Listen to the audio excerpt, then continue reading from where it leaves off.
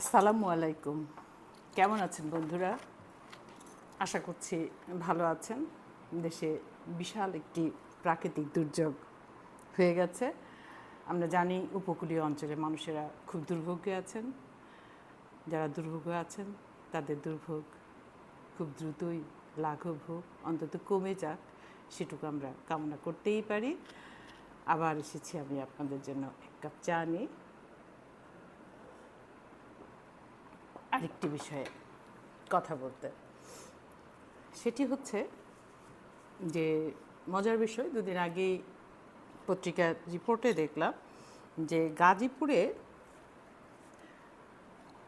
ডিভোর্সের সংখ্যা বাড়ছে। আপনাদের হয়তো মনে হতেই পারে যে হঠাৎ করে গাজীপুরের কথা কেন বলছি। গাজীপুরের সঙ্গে আমার একটি দীর্ঘদিনের সম্পর্ক, কারণ আমি টঙ্গী সরকারি কলেজে চাকরি করেছি, গাজীপুর সরকারি মহিলা কলেজ থেকে শেষ করেছি। দীর্ঘ ৮ বছরের মতো ওই এলাকাটাতে আমার অবস্থান ছিল, যার জন্য আমার কাছে, যদিও আমার বাড়ি না, তবুও এলাকাটিকে আমার অনেক আপন মনে হয়। এবং এটি যখন দেখলাম তখন আসলে শুধু গাজীপুর না, সারা দেশেই, ঢাকার কথাও আছে, ওখানে একটি পরিসংখ্যানও দেয়া আছে, সেটি বলছি না, প্রায় 49-এর মতো বলা আছে, 40-এর উপরে, ঢাকায় 40। এই ডিভোর্সের সংখ্যা বাড়ছে। আজকে আমি যে বিষয়টা নিয়ে কথা বলবো সেটি হচ্ছে এই ডিভোর্সের সংখ্যা বাড়ছে কেন। আপনারা যদি খেয়াল করে দেখেন, প্রায়ই কিন্তু আমরা সোশ্যাল মিডিয়ায় অর্থাৎ ফেসবুকের পাতায় কিন্তু অনেক মন্তব্য দেখতে পাই। এই মন্তব্যগুলো বেশিরভাগ ক্ষেত্রেই দেখা যায় পুরুষরা করে থাকেন, কিন্তু অনেক ক্ষেত্রে মহিলারাও করে থাকেন। তারা সর্বোপরি দোষটা দিতে থাকেন নারীকে, যে নারীরা লেখাপড়া শিখছে বলে ডিভোর্স বাড়ছে, নারীরা স্বয়ংসম্পূর্ণ অর্থাৎ চাকরি বাকরি করছে বলে ডিভোর্স বাড়ছে, নারীরা পরকীয়া করছে বলে ডিভোর্স বাড়ছে, বা নারীরা স্বামীর কথা শুনছে না বলে ডিভোর্স বাড়ছে, নানান ইত্যাদি ইত্যাদি। কিন্তু দুজনকে নিয়ে যখন সংসার, তখন একা নারীর কারণে কি একটি সংসার ভেঙে যেতে পারে? সৃষ্টির আদিকাল থেকে যদি আমরা একটু খেয়াল করি, তাহলে দেখব মানুষ যখন যূথবদ্ধ হয়ে অর্থাৎ গোষ্ঠী হয়ে বসবাস শুরু করে, যখন আগুনেরও আবিষ্কার হয়নি তখনও কিন্তু নারী পুরুষ ছিল, গুহার মধ্যে বসবাস করেছে, তাদের মতো করেছিল, তাদের মধ্যে সে প্রেমের বন্ধন ছিল, ছিল, সন্তান উৎপাদন হয়েছে, সবই ছিল। ক্রমান্বয়ে যেটি হয়েছে, আমরা বলছি যে সভ্যতার দিকে মানুষ এগিয়েছে, মানুষ আগুন জ্বালাতে শিখেছে, মানুষ মাংস পুড়িয়ে খেতে শিখেছে, কাঁচা খেত, পরে দেখেছে পুড়িয়ে খেলে অনেক মজা লাগে। এইভাবেই, আমি এত বিস্তারিত যাচ্ছি না, সময় স্বল্পতা, এইভাবেই কিন্তু ক্রমান্বয়ে মানুষ সভ্যতার দিকে এগিয়েছে। অর্থাৎ মানুষ ফসল বুনতে শিখেছে, কাপড় পরতে শিখেছে। তারও আগে মানুষ ভেবেছে যে এইভাবে দলভিত্তিকভাবে থাকা শুরু করেছে, এবং সেইভাবেই কিন্তু বিবাহ প্রথাটি এসেছে সমাজে। মানুষ দেখেছে যে এই যে নারী পুরুষের মিলনের কারণ যে সন্তানটি পৃথিবীতে আসছে, ভবিষ্যৎ প্রজন্ম, তার দায়িত্ব কেউ নিতে চাইবে না যদি কোনো নির্দিষ্ট নিয়মকানুন না থাকে। যখনই সমাজবদ্ধ, গোষ্ঠীবদ্ধ হয়েছে প্রথমে, তারপরে সামাজিক আইন কানুন আসছে আরও পরে, কিন্তু তখন থেকেই কিন্তু বিবাহের বিভিন্ন নিয়ম তৈরি করেছে মানুষ নিজেই, নিজের প্রয়োজনে। এবং বিয়ের প্রথার মধ্য দিয়ে তারা নারী পুরুষের মিলনের ফলে যে সন্তান আসছে পৃথিবীতে, প্রকৃতিতে, তাদের একটা বৈধতা দেওয়া এবং তাদের দায়বদ্ধ করা সেই সন্তানের প্রতি, সেই নারী এবং পুরুষকে। সে কারণেই কিন্তু বিয়ের প্রথাটি চালু হয়েছে। সেই সাথে সামাজিক শৃঙ্খলা বজায় রাখার ব্যাপার তো রয়েছে, এটার সঙ্গে ওটা জড়িত। তো এই কারণেই কিন্তু বিয়েটা শুরু হয়েছে, এবং বিয়ে শুরু হওয়ার পরে আস্তে আস্তে ক্রমান্বয়ে বিয়ের বিভিন্ন নিয়ম কানুন তৈরি হয়েছে। মুসলিমদের ক্ষেত্রে যদি বলি, কিছুদিন বলতে বেশ কয়েক বছর আগ পর্যন্ত বিয়ে কিন্তু রেজিস্ট্রি না হলো, এখনও তো গ্রামে চুপি চুপি বিয়ে রেজিস্ট্রি হয় না, রেজিস্ট্রি না হলেও চলতো, আইনগতভাবে না, শুধু হুজুর ডেকে কবুল কবুল বলে, অর্থাৎ ধর্মীয়ভাবে সেটি করে সম্পন্ন করা হতো। কিন্তু এখন কিন্তু আইনগতভাবে বিয়েটা বৈধ করতে হবে, অর্থাৎ এটা রেজিস্ট্রেশন করতে হবে। আইনের দিক থেকে এটা একটা সেফটি নেট একটা নারীর জন্য, তো তাদের সন্তানদের জন্য অবশ্য এটা সেফটি নেট। তো এইগুলো এই কারণে এরকম বিভিন্ন আইন কানুন কিন্তু একদিনে তৈরি হয়নি, বহু দিনে তৈরি হয়েছে। অন্যান্য অনেক ধর্মের মতো ইসলামেও ডিভোর্সের কথা বলা আছে, কিন্তু আমরা যে কথা বলতে চাচ্ছি যে ডিভোর্সের সংখ্যা কেন বাড়ছে, বিভিন্ন মতামত আছে। আমি আমার নিজের মতো করে আমি যেটুকুন দেখি সেটুকুন বলবো। প্রথমেই বলেছিলাম যে কতগুলো কথা বলা হয়েছে, শিক্ষা, নারীর শিক্ষা। একটু খেয়াল করেন যদি দেখেন যারা একটু বয়স্ক আছেন আমার মতো, তাদের মা চাচিদের ক্ষেত্রে যদি দেখেন, তাদের সময়টাতে যেভাবে জীবনযাপন হতো, যাপিত হতো, বা সামাজিক অবস্থা যা ছিল, বা যেভাবে প্রতিদিনের নিয়মকানুন মেনে মানুষ জীবন যাপন করত এবং সুযোগ সুবিধা যতটা ছিল, তার চেয়ে কি এখন কয়েক হাজার গুণ বেশি হয়েছে না? বেশি হয়েছে। এবং নারীর লেখাপড়ার অংশগ্রহণ অনেক অনেক বেড়েছে, প্রায় সমপর্যায়ে বেড়েছে। তো আমাদের মা চাচিরা বেশিরভাগ ক্ষেত্রেই দেখা যেত তার সংসারের কাজে ব্যাপৃত থাকতেন, সংসারটাকে একটি জগৎ করে নিতেন, এর বাইরে কোনো জগৎ ছিল না। তাদের কোনো কিন্তু সেও ছিল না, অর্থাৎ আর্থিকভাবে নারীরা স্বাবলম্বী ছিল না। ছিল না, কখনোই ছিল না এটা কিন্তু বলা যাবে না, তখন ছিল না, তখন ছিল না। বেশিরভাগ ক্ষেত্রে হয়তো পিতার কিছু সম্পত্তি সে পেল, সেখান থেকে বেশিরভাগ সময়ই দেখা যায় ভাইরাও সেই সম্পত্তি পিতার অবর্তমানে দিতে চায় না, অনেক সময় পিতাও দিতে চান না। সব কিছু মিলিয়েই যে একটা শক্তি, নিজের পাকে শক্ত করে দাঁড়ানোর যে একটি শক্তি, সেটি কিন্তু নারীর ছিল না বললেই চলে। সবার ক্ষেত্রে প্রযোজ্য নয় এটি। এবং সবসময় পুরুষ অভিভাবকত্বে একটি নারীকে জীবন যাপন করতে হতো। এই অভিভাবক হওয়ার ফলে নারীর ইচ্ছা থাকা সত্ত্বেও, নানাভাবে নির্যাতিত হওয়া সত্ত্বেও, বা নানা অসুবিধা থাকা সত্ত্বেও সে মুখ খুলতো না, বা খুললেও সেভাবে প্রকাশ পেত না, চার দেয়ালের বাইরে যেত না। সময়ের পরিবর্তন ঘটেছে, ঘটার ফলে কী হয়েছে, যে কথাটা আপনারা বলছেন বা অনেকেই বলছেন যে নারী লেখাপড়া শেখার ফলেই তার কি হচ্ছে, এই ডিভোর্সের সংখ্যা বেড়ে গেছে। এটা যদি কারণে আমরা মেনেও নিই, তাহলেও এটা কি স্বাভাবিক না? কারণ আপনার যখন আর্থিক সামর্থ্য থাকবে, তখন আপনি তো একটা পর্যায় পর্যন্ত নানা অন্যায় অত্যাচার সহ্য করতে পারবেন, তারপরে কিন্তু করতে চাইবেন না। সে কারণেই হয়তো ডিভোর্স বাড়ছে, আগে যেটি ছিল না। আর আরেকটি কি আছে, আরেকটি বলছেন পরকীয়া। পরকীয়ার ক্ষেত্রে কি নারী একা তো পরকীয়া করছে না, পরকীয়া করার জন্য একজন পুরুষ আছে, কিন্তু পরকীয়ার কারণটা কেন ঘটছে সেটিও কিন্তু ভেবে দেখতে হবে। বেশিরভাগ ক্ষেত্রে দেখা যাচ্ছে যে সব খবরের পত্রিকায় পাতায়, ইলেকট্রনিক্স মিডিয়ায়, সোশ্যাল মিডিয়ায় যেসব খবর আমরা প্রতিনিয়ত দেখছি, দেখা যাচ্ছে সেখানে নারীর বঞ্চনার কাহিনী। প্রেমের নামে বহু পুরুষ তার স্ত্রীকে রেখে প্রেম করছে অন্য নারীর সঙ্গে। সেই নারী হয়তো বেশিরভাগ ক্ষেত্রেই দেখা যাচ্ছে যে অবিবাহিত, সেই পুরুষ হয়তো তার সংসারকে ঠিক রেখেই কিন্তু সে প্রেম করছে, এবং যখনই বিয়ের প্রশ্ন আসছে এবং মেয়েটির সঙ্গে সব ধরনের মেলামেশাই সে করছে, এবং যখনই বিয়ের প্রশ্ন আসছে তখনই কিন্তু সে সেখান থেকে পালিয়ে যাচ্ছে, বা তাকে আর কোনোভাবেই যোগাযোগ করার সুযোগ দিচ্ছে না। আমরা মাঝে মাঝেই দেখছি যে বিভিন্ন বাড়ির সামনে বারান্দায় অনশন ঘটছে। তাহলে এই পরকীয়াটা কেন হচ্ছে? পরকীয়াটা হচ্ছে সামাজিক অনাচারের কারণে, সামাজিক বৈষম্যের কারণে। বৈষম্যটা কীরকম? নারী পুরুষের বৈষম্য। পুরুষ মনে করছে যে এসব করার অধিকার তার রয়েছে, এবং সে ইচ্ছে করলেই যা কিছু করতে পারে, এবং তার একটা ধারণা জন্মেছে অধিকাংশ। আমি কিন্তু সব পুরুষের ক্ষেত্রে কখনোই বলি না, কিন্তু সংখ্যাটা এত বেশি হয়ে গেছে যখন মনে হয় যে সব পুরুষই তখন এটার প্রতিবাদ করেন।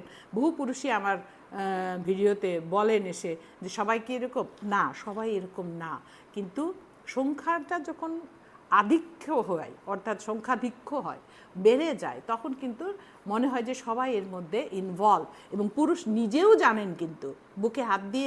এবং আমার মনে হয় এই সমাজের বহু পুরুষ কোনো না কোনোভাবে এই বিষয়টিকে মোকাবেলা করেন, মুখোমুখি হন। সেটা তার বোনের জন্য হতে পারে, তার ভাস্তির জন্য হতে পারে, তার ভাগ্নির জন্য হতে পারে, অন্য সংসারে তার শালিকার জন্য হতে পারে, বা চাচাতো বোনের জন্য হতে পারে, অর্থাৎ তার আত্মীয় সম্পর্কিত মানুষদের জন্য তাকে কিন্তু সমাজের এই সমস্যাটার সম্মুখীন হতে হচ্ছে।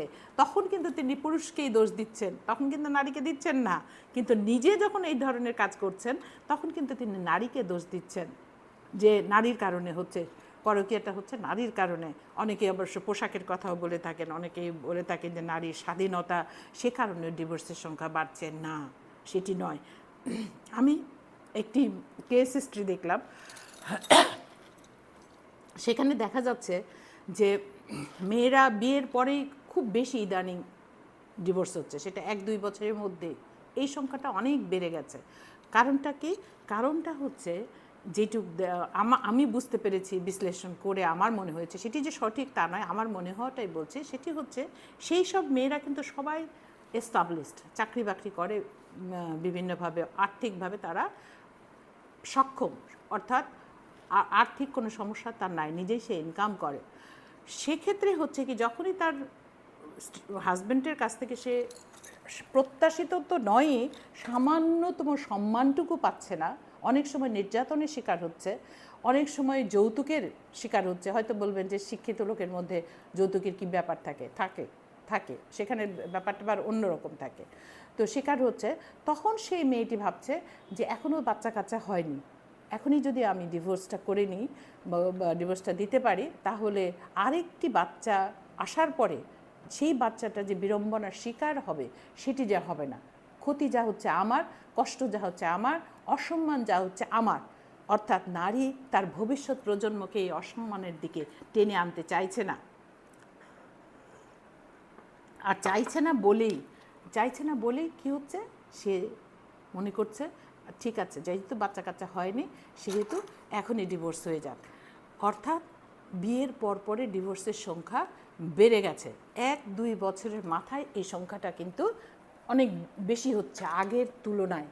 কারণ অনেক ক্ষেত্রে আবার দেখা যায় যে অনেক গার্জেনরা মনে করছেন যে একটি বাচ্চা হয়ে গেলে সমস্যার সমাধান হয়ে যাবে। সেক্ষেত্রে দেখা যাচ্ছে যে একটি বাচ্চা হওয়ার পরেও যখন এই সমস্যার সমাধান হচ্ছে না, বরং প্রতিনিয়ত বাড়ছে, তখন সে কিন্তু ডিভোর্সের দিকে যাচ্ছে। বেশিরভাগ ক্ষেত্রে কিন্তু মেয়েরাই চাচ্ছে, এবং সেসব অবশ্যই সক্ষম নারী। এবং যারা এত কিছুর পরেও সব কিছু সহ্য করে থাকছে, তাদের পেছনে অনেকগুলি কারণ থাকছে। সেগুলি হচ্ছে সন্তান, অন্যতম কারণ সন্তান, দ্বিতীয়ত আর্থিক সক্ষমতা, এটাও একটি অন্যতম কারণ, তৃতীয়ত সামাজিকভাবে সে মনে করে কে কী বলবে, এই যে পাছে লোকে কিছু বলে, এইটি থেকে দূরে থাকতেই, বা এটি শুনতে না চাওয়ার মতো, শুনতে পারার মতো, ধারণ করার মতো মানসিক শক্তি সব নারীর থাকে না, যার ফলে সে পড়ে মার খাচ্ছে, তারপরেও ডিভোর্স সেখানে হচ্ছে না। কিন্তু যে চাইছে না, আর সময়ের পরিবর্তনের সঙ্গে সঙ্গে নারী সাহসী হয়ে উঠছে, এই সাহস কিন্তু কোনো অন্যায় সাহস না, তখন কিন্তু সে ডিভোর্সের দিকে এগুচ্ছে। এটাও একটা ডিভোর্সের অন্যতম কারণ। আরেকটি কী কারণ আছে? যৌন অক্ষমতা। অনেক পুরুষ আছে যে তার সমস্যার কথা জানে, কিন্তু তারপরেও সে বিয়ে করছে। তার বাবা মাও হয়তো জানে, দেখা যাচ্ছে সেই ছেলেটিকে বিয়ে দিচ্ছে একটি মেয়ের সঙ্গে। স্বাভাবিকভাবেই একটি নারী পুরুষ অথবা প্রকৃতিতে যত স্ত্রী এবং পুং, অর্থাৎ পুরুষ এবং স্ত্রী লিঙ্গের যত জন্তু জানোয়ার আছে, ইভেন ফুল পর্যন্ত, সব কিছুর কিন্তু একটা মিক্সিংয়ের ফলেই কিন্তু ভবিষ্যৎ প্রজন্ম আসে। কেউ যদি মনে করে যে নারীর কাছে তার যৌন জীবন অনেকটাই খুব প্রয়োজন নেই, আমি যেটা বলবো, বা এটা যে নারীকে খুব একটা এফেক্টেড করে না, ভুল, এটা চরম ভুল। এবং পুরুষ এটা ভাবে কি, সে বিয়েই করেছে যৌনতার জন্য এবং তাকে সেবা দেওয়ার জন্য। এই যে মনোভাব, এই মনোভাবের কারণেও কিন্তু অনেক সংসার ভেঙে যাচ্ছে। পুরুষ সেই নারীটিকে বন্ধু ভাবতে পারছে না, তার একজন পার্টনার ভাবতে পারছে না, তার সমস্ত কিছু শেয়ার করার পার্টনার ভাবতে পারছে না, সেটি মানসিক, শারীরিক এবং যে কোনো আলোচনা বা বন্ধুত্বপূর্ণ আচরণের ক্ষেত্রে।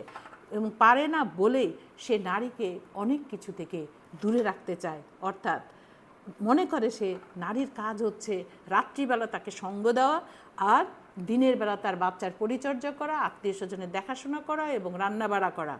এর বাইরে যখন নারী যাচ্ছে, তখনই সেই নারীর দোষের হয়ে যাচ্ছে। সেক্ষেত্রে পুরুষ কিন্তু প্রথমে বাধা দিচ্ছে, পরবর্তীতে সেই বাধা অতিক্রম করে যদি নারী কোনো সমাজে কোনো কিছু করতে চাইছে, তখনই সে কিন্তু ডিভোর্সের দিকে যাচ্ছে।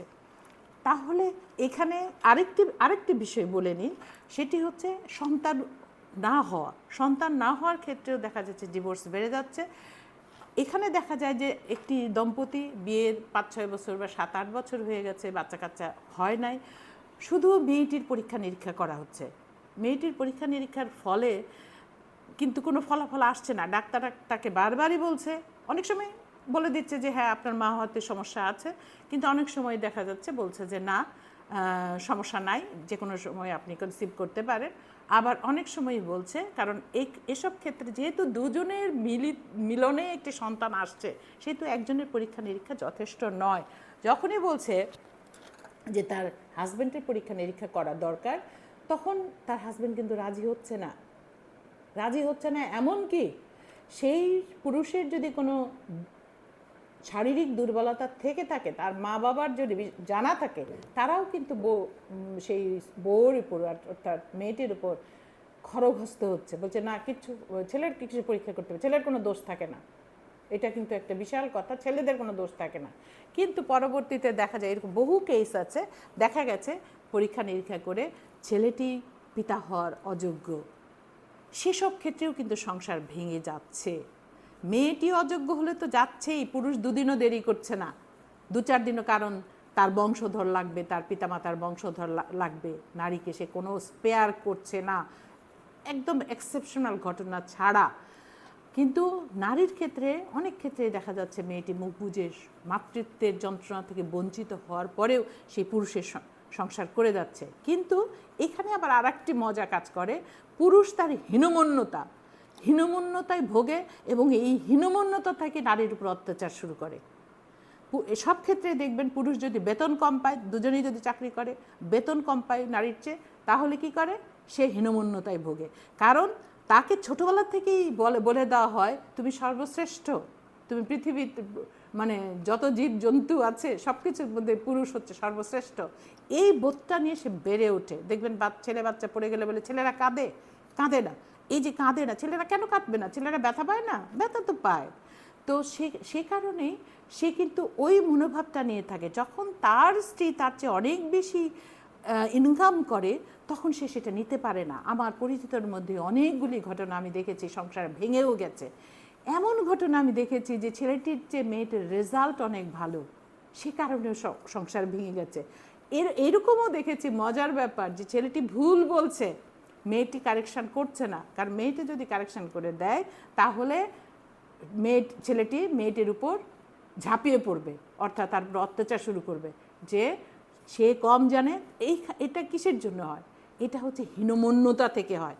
তো একজন নারী পুরুষ স্বামী স্ত্রীর যে বন্ধন তৈরি হয়েছে, এখানে হীনমন্যতার কোনো বিষয় নয়, দুজনের প্রতিদ্বন্দ্বী নয়, প্রতিযোগী নয়, দুজনের পরিপূরক, সেখানে হীনমন্যতার কিছু নাই। একজন পুরুষ যদি নারীর চেয়ে অনেক বেশি জানতে পারে, অনেক বেশি ইনকাম করতে পারে, তাহলে নারী কেন পারবে না? নারীও তো পারতে পারে। তো সেটাকে মেনে নিতে সমস্যা কোথায় আমাদের? কিন্তু দেখা যাচ্ছে এইখানে মানতে আমাদের সমস্যা হচ্ছে।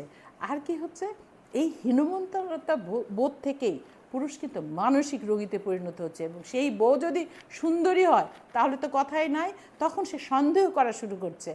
সেই মেয়েটি যদি সুন্দরী হয় এবং অফিসে চাকরি বাকরি করে, তখন কি করে, তখন সন্দেহ তৈরি হয়। নিজের হীনমন্যতাকে ঢাকতে যেয়ে সে তখন ওই মেয়েটিকে দোষারোপ করা শুরু করে, তার চারিত্রিক দিক থেকে তাকে খারাপ কথা বলতে শুরু করে, তাকে বিভিন্ন বদনাম দেওয়া শুরু করে। একটা সময় মেয়েটি অতিষ্ঠ হয়ে তাকে ডিভোর্সের পথে হাঁটতে হয় বা হাঁটে সে।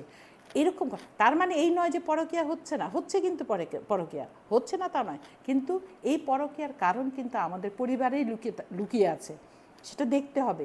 নারীর ক্ষেত্রেও পুরুষের ক্ষেত্রেও। হ্যাঁ, এখানে নারীর ক্ষেত্রেও কিছু সমস্যা রয়ে গেছে, যেহেতু নারী যদি তার বিলাসিতার বিষয়টা অনেক বেশি করে ফেলে, তার স্বামী যদি তাকে সেইটুকু যোগান দিতে না পারে, তাহলে তার বিক্ষুব্ধ হওয়ার কোনো কারণ নেই। কারণ সে জেনে শুনেই বিয়ে করেছে, তার স্বামীর কী আয় বা কী অবস্থা, সেখানে তার বিক্ষুব্ধ হয়ে ডিভোর্সের পথে হাঁটার কোনো সুযোগ নয়। কিন্তু ইদানিং দেখা যাচ্ছে সে কারণেও কিন্তু ডিভোর্স হচ্ছে। তাহলে সমাজের শৃঙ্খলা রক্ষার জন্য একদিন যে বিবাহ প্রথা তৈরি হয়েছিল এবং ভবিষ্যৎ বাচ্চাদের দায়িত্ব নেয়ার জন্য, তাদেরকে সুন্দরভাবে গড়ে তোলার জন্য যে বিবাহ প্রথার উদ্যোগ নেওয়া হয়েছিল বা যা এখন পর্যন্ত চলে আসছে বা এসেছে বিভিন্ন সমাজে বিভিন্নভাবে, সেই প্রথাটাকে এখন এত দুর্বল হচ্ছে কেন আমাদের ভেবে দেখতে হবে। যারা সমাজ সংস্কারক আছেন, সমাজ থেকে কাজ করেন, তাদেরও এটি ভাবার বিষয়। এবং পুরুষকে ভাবতে হবে নারী মানুষ, সে তার সমপর্যায়ের একজন মানুষ। ভালো থাকুন বন্ধুরা, আবার এক কাপ চা নিয়ে অন্য কোনো বিষয় নিয়ে কথা হবে, দেখা হবে। ধন্যবাদ।